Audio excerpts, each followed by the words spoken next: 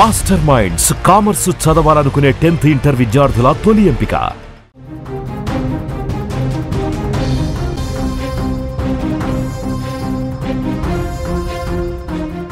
Big breaking news చూస్తున్నాం. Iran Israel మధ్య యుద్ధంలోకి America entry ఇచ్చేసింది. ఇరాన్ పై అమెరికా బాంబుల వర్షం కురిపించింది. ఇరాన్లోని ఫోర్డో, నటాంజ్, ఇస్ఫహాన్ 3 అణు కేంద్రాలపై ట్రంప్ సేన భీకర దాడి చేసింది. B2 spirit బాంబర్లతో విరుచుకుపడింది. ఇరాన్ పై దాడిని ట్రంప్ ప్రకటించారు. 3 అణు కేంద్రాలపై తాము విజయవంతమైన దాడిని పూర్తి చేశామని ట్రంప్ శనివారం రాత్రి సోషల్ మీడియాలో వెల్లడించాడు. అమెరికన్ వారియర్లకు అభినందనలు అంటూ కూడా చెప్పడం జరిగింది. అయితే ప్రపంచంలో మరే సైన్యం ఇలా చేయలేదు, ఇప్పుడు శాంతికి సమయమని ఆయన ప్రకటించారు. అయితే ఇటీవలే ఇజ్రాయెల్ ఇరాన్ మధ్య వివాదం దౌత్యపరంగా పరిష్కారం అవ్వడానికి అమెరికా 2 వారాల టైం ఇస్తున్నట్లు ప్రకటించిన ట్రంప్ ఇంతలోనే ఆ మాట చెప్పిన 48 గంటల్లోపే ఇరాన్ పై బాంబుల వర్షం కురిపించడం ఇప్పుడు సంచలనంగా మారింది. అమెరికా ఈ దాడుల ద్వారా ఇరాన్ అణు సామర్థ్యాన్ని బలహీనపరిచే లక్ష్యంతో ఉన్నట్లుగా తెలుస్తోంది. ఇరాన్ ఈ దాడులకు ప్రతిస్పందనగా తీవ్రమైన చర్యలు తీసుకుంటామని, తగిన సమయంలో సమాధానం ఇస్తామని కూడా ప్రకటించింది. దీంతో ఈ పరిణామాలు మధ్యప్రాచ్యంలో సైనిక సంఘర్షణకు దారితీసే ప్రమాదం ఉందని కూడా విశ్లేషకులు హెచ్చరిస్తున్నారు. అమెరికా ఈ దాడులకు ఎందుకు నేరుగా దిగిందనే విషయంపై ఇప్పుడు చర్చలు జరుగుతున్నాయి. ఇక ఇదే అంశానికి సంబంధించిన మరింత సమాచారాన్ని మా న్యూస్ ఎడిటర్ తిరుమల అందించే ప్రయత్నం చేస్తారు. తిరుమల, మనమైతే బిగ్ బ్రేకింగ్ న్యూసే చూస్తున్నాం. ఇరాన్ అణు స్థావరాలపై అమెరికా బాంబుల వర్షం కురిపించింది. ట్రంప్ చెప్పిన 48 గంటల్లోనే ఆయన బాంబుల వర్షం స్టార్ట్ చేశారు. దీన్ని మనం ఏ విధంగా చూడాలి? ఏదైతే పుతిన్ అణు స్థావరాలపై, అణు కేంద్రాలపై దాడి చేయొద్దు అని చెప్తున్నారో వాటి మీదే దాడి చేసింది. దీని అంతటిని మనం ఏ విధంగా చూడాలి? జానకి, అమెరికా చాలా స్పష్టంగా మొదటి నుంచి ఒకటే విషయాన్ని చెప్తుంది. ఇరాన్ అణు ఒప్పందాలకు సంబంధించి ముందుకు రావాలి, అమెరికాతో అణు ఒప్పందాన్ని కుదుర్చుకోవాలని చెప్పింది. అణు ఒప్పందం విషయంలో ఇరాన్ ముందుకు రావడానికి ఇష్టపడలేదు. అంతేకాదు, ఇరాన్ చాలా స్పష్టంగా చెప్తుంది, అమెరికాను మేము పూర్తి స్థాయిలో నమ్మలేమని చెప్తూ వస్తుంది మొదటి నుంచి. అమెరికా ఎప్పుడైతే ఇజ్రాయెల్ ఇరాన్ పై యుద్ధం మొదలు పెట్టినప్పటికీ కూడా ఇరాన్ ముందుకు రాకపోవడం, చర్చలకి ముందుకు రాకపోవడం, అణు ఒప్పందానికి సంబంధించి ఎటువంటి స్పష్టత ఇవ్వకపోవడం, అమెరికాని మేము నమ్మట్లేదని చెప్పడం, ఈ పరిణామాలన్నింటి నేపథ్యంలో ముందుగానే అమెరికా ఇరాన్ పై దాడులు చేయడానికి ఒక వ్యూహాత్మకమైన అడుగులు వేసిందని చెప్పాలి.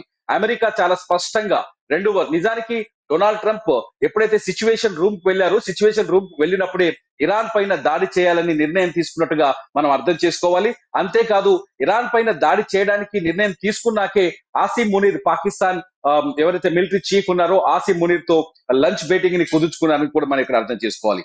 చాలా స్పష్టంగా అమెరికా చాలా జాగ్రత్తగా, ఎటువంటి నష్టం లేకుండా చాలా తెలివిగా దాదాపు 300 బాంబులు పేల్చింది. ఆమె ఇరాన్ లోని 3 ప్రాంతాలు, ఒకటి నటాంజా, రెండోది వచ్చి ఫోర్డో, మూడోది వచ్చి ఇస్ఫహాన్, ఈ 3 అణుశుద్ధి కేంద్రాలు ఇరాన్ కి గుండెకాయ లాంటివి. ఈ 3 అణుబాంబులు అంటే ఈ అణుశుద్ధి కేంద్రాల్లో, న్యూక్లియర్ సెంటర్స్ లో ఇరాన్ ప్రయోగాలు చేస్తోంది, ఇరాన్ అణుబాంబుల్ని తయారు చేస్తుంది అనేది అమెరికా, ఇజ్రాయెల్ మొదటి నుంచి ఆరోపిస్తూ వస్తున్న సంఘటన. అయితే ఫోర్డోని బీట్ చేయడానికి చాలా కష్టమైన పరిస్థితి ఏర్పడుతుంది.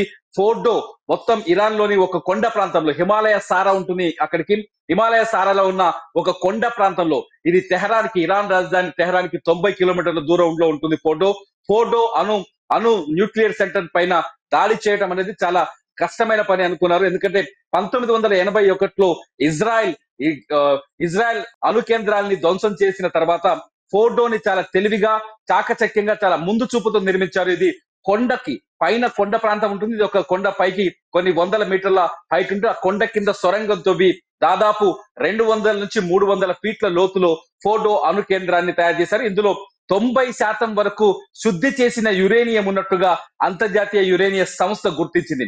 ఎప్పుడైతే 90% యురేనియాన్ని శుద్ధి చేయడం అంటే కేవలం అణుబాంబులు తయారు చేయడానికి మాత్రమే ఈ 90% యురేనియాన్ని శుద్ధి చేస్తారు. కాబట్టి ఇరాన్ అణుబాంబుని తయారు చేస్తుందనే నిర్ణయానికి వచ్చింది ఇజ్రాయెల్. అందుకే గత వారం నుంచి ఇరాన్ పైన, ఇవాటికి 10వ రోజు, గత 10 రోజులుగా ఇరాన్ పైన ఇజ్రాయెల్ దాడులు చేస్తూ వస్తుంది. ఈ విషయంలో అమెరికా పూర్తి మద్దతు ప్రకటించింది ఇజ్రాయెల్ కి. ఆ ఫోటోని టార్గెట్ చేస్తూ ఇప్పటి వరకు ఇరాన్ వేసిన బాంబులు ఏవి పనిచేయలేదు. కొండ ప్రాంతం కావడంతో ఇజ్రాయెల్ ఫోర్డోని అటాక్ చేయడానికి అసలు కుదరలేదు. ఫోర్డో పైన దాడి చేయాలంటే అమెరికాని రంగంలోకి దిగాలనే నిర్ణయం తీసుకున్నట్టుగా తెలుస్తుంది. ఈ నేపథ్యంలోనే నెతన్యాహుతో ఫోన్ లో మాట్లాడిన ట్రంప్, సిచ్యువేషన్ తర్వాత ఫోన్ లో మాట్లాడిన ట్రంప్ దీనికి తగిన ఏర్పాట్లు చేశారని చెప్పాలి. ఇవాళ ఇరాన్ పైన పడ్డ బాంబుల్ని ఒకసారి చూస్తే నిజంగా మైండ్ బ్లోయింగ్. ఇది ప్రపంచంలోనే అతి శక్తివంతమైన బాంబుల్ని అమెరికా ఇరాన్ పైన ప్రయోగించింది. ఫోర్డో పైన GBU-57 ఇది చాలా అడ్వాన్స్డ్ బాంబ్. దాదాపు 13,000 కిలోల మందుగుండు సామాగ్రి కలిగి ఉంటుంది. ఈ బాంబ్ GBU-57 అటాక్ చేస్తే భూమి లోపలికి దాదాపు 60 నుంచి 90 మీటర్ల లోతులోకి భూమి లోపలికి చొచ్చుకు వెళ్తుంది. ఫోర్డో భూమి లోపల దాదాపు 80 నుంచి 90 మీటర్ల లోతులో ఉంది కాబట్టి ఫోర్డో పైన GBU-57 ని ప్రయోగించినట్టుగా తెలుస్తుంది. ఇరాన్ కి సంబంధించి అమెరికాకి సంబంధించిన P-2 యుద్ధ విమానాలు చాలా వేగంగా వచ్చి ఈ పనిని పూర్తి చేసినట్టుగా తెలుస్తుంది. GBU-57 పడ్డ చోట ఖచ్చితంగా విధ్వంసమే. అక్కడ ఎటువంటి భూమి కావచ్చు, భూమి అంతర్గతంగా కావచ్చు, ఏమేమి మిగలదు, పూర్తి ధ్వంసమైందని మనం ఇక్కడ అర్థం చేసుకోవాలి. ఫోటోతో పాటు నటాంజా పైన కూడా ఇవాళ దాడి జరిగింది. నటాంజా పైన కూడా కీలకమైన మిసైల్స్, బాలిస్టిక్ బాంబర్స్ తో అటాక్ చేసింది. అట్లాగే ఇస్ఫహాన్ పైన కూడా దాడి చేసింది. ఈ మూడు అణు స్థావరాలు, ఇరాన్ కి సంబంధించిన ఈ 3 అణు స్థావరాలు ఇప్పుడు పూర్తిగా ధ్వంసమైనట్టుగా ఇరాన్ మీడియా కూడా కొద్దిసేపటి క్రితమే ధృవీకరించింది. మొత్తానికి ఇరాన్ పైన మొదటి నుంచి ఉన్న ఎలిగేషన్ ఒకటే, అమెరికా కానీ, యూరప్ దేశాలు కానీ, లేకపోతే ఇజ్రాయెల్ కానీ చేస్తూ వస్తుంది. అణుశుద్ధికి ఇరాన్ వెనకడుగు వేయాలి, ఇరాన్ అణు ఒప్పందాన్ని కుదుర్చుకోవాలి అమెరికాతో, ఖచ్చితంగా ప్రపంచ శాంతికి ఇరాన్ అణుబాంబులు తయారు చేస్తే అది ప్రపంచ శాంతికి విఘాతం కలుగుతుందని ట్రంప్ కూడా కొద్దిసేపటి క్రితం ఇదే విషయాన్ని చెప్పారు. ఇరాన్ ఇప్పటికైనా శాంతి ఒప్పందానికి రావాలి, శాంతి చర్చలకు రావాలి. ఇరాన్ పని అయిపోయింది. ఇరాన్ గుండెకాయ పైన అమెరికా బాంబు దాడులు చేసింది. ఇప్పటికైనా ఇరాన్ లో మానవ నష్టం జరగకుండా ఉండాలి అంటే ఖచ్చితంగా అణు ఒప్పందానికి రావాల్సిందని డొనాల్డ్ ట్రంప్ చెప్తున్నారు. లేదంటే దాడులు మరింత తీవ్రంగా ఉంటాయని చెప్తున్నారు. ఇప్పటికే ఇరాన్ పైన అణు స్థావరాల పైన దాడులు చేయడాన్ని బుషహర్లో చేయడాన్ని రష్యా వ్యతిరేకిస్తూ వస్తుంది. ఒక రకంగా చెప్పాలంటే పశ్చిమాసియా దేశాల్లో యుద్ధం చాలా భీకర స్థాయికి చేరుతుందని అర్థం చేసుకోవాలి. అమెరికా ఎంట్రీతో ఈ యుద్ధం ఊహించని మలుపు తిరుగుతుందని అర్థం చేసుకోవాలి. అమెరికా ఇరాన్ అణుస్థావరాల పైన దాడులు చేస్తామని నిర్ణయం తీసుకుంటే ఇరాన్ ని కాపాడడానికి మేము ముందుకు వస్తామని రష్యా ప్రకటించింది. నిన్న పుతిన్ చాలా స్పష్టంగా చెప్పారు, ఇరాన్ కి అణుబాంబులు తయారు చేసుకునే స్వేచ్ఛ లేదా అని. అమెరికాని చాలా గట్టిగా ప్రశ్నిస్తున్నారు పుతిన్. ఇప్పటికే రష్యా ఉక్రెయిన్ యుద్ధంలో అమెరికా ఉక్రెయిన్ వైపు నిలబడిందని, నాటో దేశాలు ఉక్రెయిన్ వైపు నిలబడ్డాయని, యూరప్ దేశాలు ఉక్రెయిన్ కి సహకారం చేస్తాయని కోపంతో ఉంది రష్యా. ఇప్పుడు ఇరాన్ పైన కూడా అటువంటి బలవంతపు దాడులు చేయడం, బలవంతంగా ఇరాన్ పైన అటాక్ చేసే ప్రయత్నం చేయడం, ఇరాక్ ని లొంగ తీసుకునే ప్రయత్నం చేయడం చూస్తుంటే అమెరికాకు వ్యతిరేకంగా బలంగా వాయిస్ వినిపించేందుకు రష్యా ముందుకు వచ్చే అవకాశం చాలా స్పష్టంగా కనిపిస్తుంది. ఒక రకంగా చెప్పాలి అంటే ఇప్పటికే రష్యాకు మద్దతుగా నార్త్ కొరియా ఉంది, రష్యాకు మద్దతుగా ఇతర ముస్లిం దేశాలు వస్తున్నాయి. రష్యాకు ఇరాన్ కి మద్దతు ఇచ్చేందుకు చైనా బాంబర్లను పంపిస్తుంది. ఖమేనీ కూడా ఈ యుద్ధాన్ని కూడా ఫస్ట్ నుంచి కూడా ఎదుర్కొంటూ వస్తున్న పరిస్థితి కనిపిస్తుంది. పుతిన్ కూడా అణుస్థావరాలు ఏవైతే ఉన్నాయో వాటి మీద యుద్ధం చేయొద్దు అని చెప్పి కూడా ట్రంప్ కి చెప్పిన పరిస్థితి అయితే కనిపిస్తుంది. అప్పుడు ట్రంప్ కూడా వెటకారంగా గతంలో మాట్లాడిన పరిస్థితి, పుతిన్ కూడా ఉక్రెయిన్ పరిస్థితి చూసుకో, ఫస్ట్ నీ పన్ను చూసుకో అన్నట్టు కూడా మాట్లాడిన పరిస్థితి. అంటే ఈ రోజు అణుస్థావరాలపై అటాక్ చేసింది ట్రంప్ సేన కాబట్టి ఈ రోజు రష్యా ఏమైనా మాట్లాడే పరిస్థితులు కనిపిస్తాయని అనుకోవచ్చంటారు వీటికి సంబంధించి?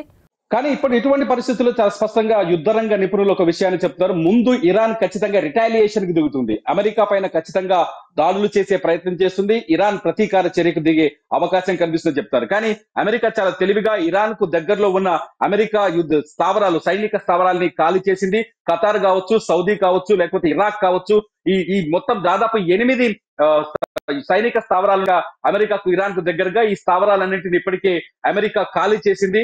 ఒకవేళ ఇరాన్ రిటాలియేషన్ కి దిగినా, ప్రతీకార దాడికి దిగినా అమెరికా ఎటువంటి ఇబ్బందులకు గురి కాకుండా ఉండేందుకు ముందుగానే చర్యలు తీసుకుంది. At the same time Pakistan ఖచ్చితంగా ఇరాన్ కు వెన్నుపోటు పొడిచిందని చెప్పాలి. పాకిస్తాన్ నిన్నటి వరకు ఇరాన్ తో ఉంది. ఎప్పుడైతే భారత్ పాకిస్తాన్ పైన యుద్ధాన్ని ప్రకటించిందో, భారత్ ఆపరేషన్ సింధూర్ లో భాగంగా పాకిస్తాన్ పైన అటాక్ చేసిందో, ఆ సమయంలో బేషరతుగా పాకిస్తాన్ కి మద్దతు ప్రకటించింది. అవసరమైతే పాకిస్తాన్ కోసం రంగంలోకి దిగుతామని చెప్తుంది. ఇప్పటికే ఇరాక్ పాకిస్తాన్ లోని బలూచిస్తాన్ ఏరియాలో ఏదైతే తిరుగుబాటు జరుగుతుందో తిరుగుబాటుకి ఇరాన్ తన సైన్యాన్ని పంపిస్తుంది, సహకారం చేస్తుంది. అటువంటి పాకిస్తాన్ వెన్నుపోటు పొడిచింది వాళ్ళ ఇరాన్ ని వెన్నుపోటు. నిజంగా చెప్పాలి అంటే మధ్యప్రాచ్య దేశాల్లో సౌదీ కావచ్చు, లేకపోతే ఇతర దేశాలు కావచ్చు, ఇరాన్కి ఎవరు ఇప్పటికిప్పుడు మద్దతు ప్రకటించే పరిస్థితి కనిపించట్లేదు. ఒకవేళ రష్యా దీనిపైన మాట్లాడినప్పటికీ కూడా ఇప్పటికిప్పుడు మద్దతు ప్రకటించే అవకాశం అయితే కనిపించట్లేదు. ఎందుకంటే రష్యా ఇరాన్ కి మద్దతు ఇవ్వడం వల్ల రష్యా అనుకూల దేశాలు కావచ్చు, ఇతర దేశాలు కావచ్చు, ఇరాన్ కి ఆర్థికంగా కావచ్చు, మిలిటరీ పరంగా కావచ్చు సహాయం అందించే అవకాశం మాత్రమే ఉంటుంది ఇప్పటికప్పుడు. అయితే ఇరాన్ ఇప్పుడు రిటాలియేషన్ తీసుకునే శక్తి ఉందా? కొద్దిసేపటి క్రితమే ఖమేనీ స్టేట్మెంట్ కూడా వచ్చింది. ఖమేనీ చాలా స్పష్టంగా చెప్తున్నాడు, అమెరికా దీనికి బదులు తీసుకుంటాం, అమెరికా పైన ఖచ్చితంగా ప్రతీకారాన్ని తీసుకుంటామని చెప్తున్నారు. ఈ పరిస్థితులు అంటే యుద్ధం మరింత పెరిగే అవకాశం అయితే కనిపిస్తోంది. పాకిస్తాన్ సహకారం అందిన తర్వాతనే అమెరికా ఇరాన్ పైన దాడులు చేస్తున్నట్టుగా ఇక్కడ స్పష్టంగా అర్థమవుతుంది. పాకిస్తాన్ డబుల్ గేమ్ లో భాగంగా ఇరాన్ బలైపోయినట్టుగా చాలా స్పష్టంగా ఇక్కడ మనం అర్థం చేసుకోవచ్చు. దానికి మొత్తానికైతే ఈ యుద్ధం ట్రంప్ ఈ యుద్ధంలోకి దిగడం వల్ల చాలా ప్రమాదకర పరిస్థితులు ఏర్పడే అవకాశాలు ఉన్నాయి. ఇప్పుడు ఎందుకంటే ఇది 3వ ప్రపంచ యుద్ధం వైపు దారి తీసే అవకాశం ఉందని చెప్తూ ఇప్పటికే ఎక్స్పర్ట్స్ చాలా స్పష్టంగా చెప్తున్నారు. ఒకవేళ అమెరికా ఇరాన్ పైన దాడులకు దిగితే అమెరికాని ఎదుర్కోవడానికి మేము చాలా మంది ఉన్నామంటూ నార్త్ కొరియా కూడా ప్రకటించింది. చైనా కూడా ప్రకటిస్తోంది.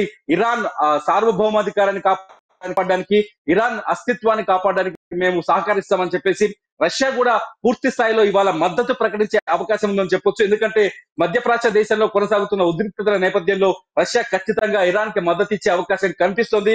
ఇటు చైనా కూడా పూర్తి స్థాయిలో మద్దతు ఇచ్చే అవకాశం కనిపిస్తోంది. ఒక రకంగా చూడాలి అంటే మిడిల్ ఈస్ట్ లో చాలా భయంకరమైన సిచ్యువేషన్ అయితే కనిపిస్తుంది. చూడాలి ఒకసారి ఏం జరగబోతుంది అనేది.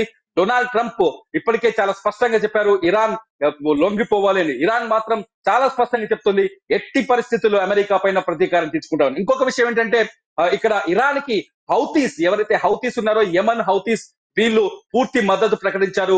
ఇరాన్ ఒకవేళ యుద్ధంలోకి దిగితే ఇరాన్ పైన అమెరికా దాడులు చేసింది కాబట్టి అమెరికా పైన మేము ప్రతీకారం తీర్చుకుంటామని హౌతీస్ కొద్దిసేపటి క్రితమే ప్రకటించారు. హౌతీస్ ఏదైతే ప్రపంచ దేశాలకి ఆయిల్ ఎగుమతి అవుతుందో ఆయిల్ తీసుకొచ్చే షిప్స్ పైన నావల పైన దాడి చేసే అవకాశం కనిపిస్తుంది. కమర్షియల్ నావల్ కావచ్చు, లేకపోతే మిగతా నావల్ కావచ్చు, ఈ ఓడల పైన దాడులు చేసేందుకు హౌతీస్ సిద్ధమవుతున్నట్టుగా తెలుస్తుంది. హౌతీస్ ఇప్పటికే ప్రకటించారు, మేము అమెరికా ఓడల్ని టార్గెట్ చేస్తాం, అమెరికా బిజినెస్ ఆర్థిక మూలాలపైన దెబ్బ కొట్టే ప్రయత్నం చేస్తామని. ఏదైనా జరగవచ్చు. ఇవాళ సిచ్యువేషన్ మరింత బ్యాడ్ గా మారే అవకాశం అయితే స్పష్టంగా కనిపిస్తుంది. హౌతీస్ చాలా స్పష్టంగా చెప్తారు ఇరాన్ పైన దాడి జరిగితే అమెరికా పైన ప్రతీకారం తీసుకుంటాం. సో ఒక రకంగా చెప్పాలంటే వర్టికల్ చేంజ్ కనిపిస్తుంది ప్రపంచ రష్యా ఒకవైపు, ఇరాన్ అమెరికా ఒకవైపు, మొత్తానికైతే ఒక వర్టికల్ చేంజ్ అయితే డిఫరెన్స్ అయితే కనిపిస్తుంది. చూడాలి ఈ ఉద్రిక్త పరిస్థితులు ఎలా సద్దుమణుగుతాయో అర్థం కాని సిచ్యువేషన్ అని చెప్పాలి.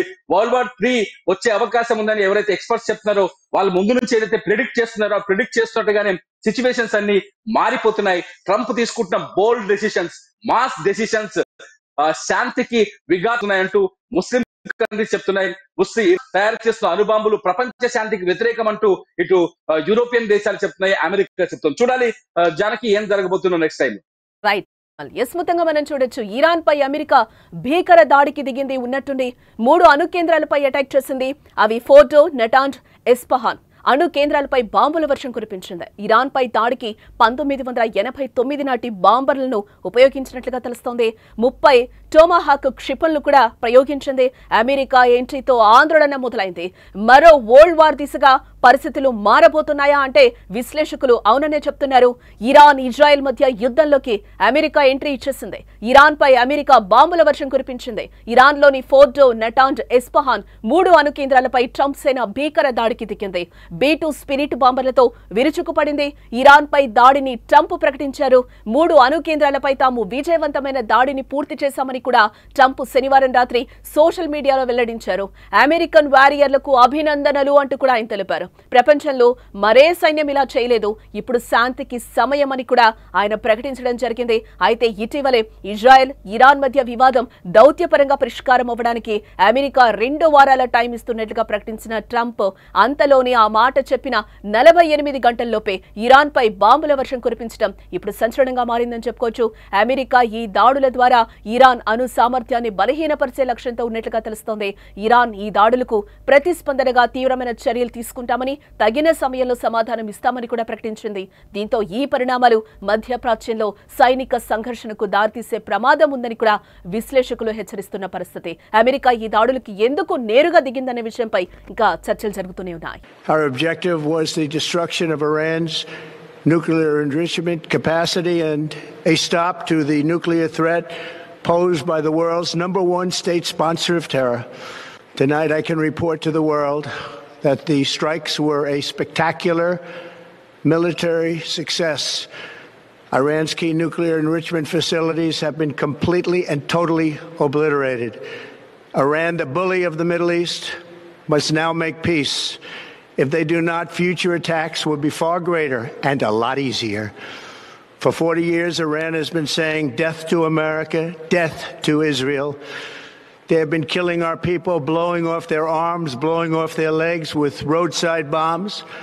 That was their specialty. We lost over 1,000 people, and hundreds of thousands throughout the Middle East and around the world have died as a direct result of their hate. In particular, so many were killed by their general, Qasem Soleimani. I decided a long time ago that I would not let this happen. It will not continue. I want to thank and congratulate Prime Minister Bibi Netanyahu. We worked as a team like perhaps no team has ever worked before.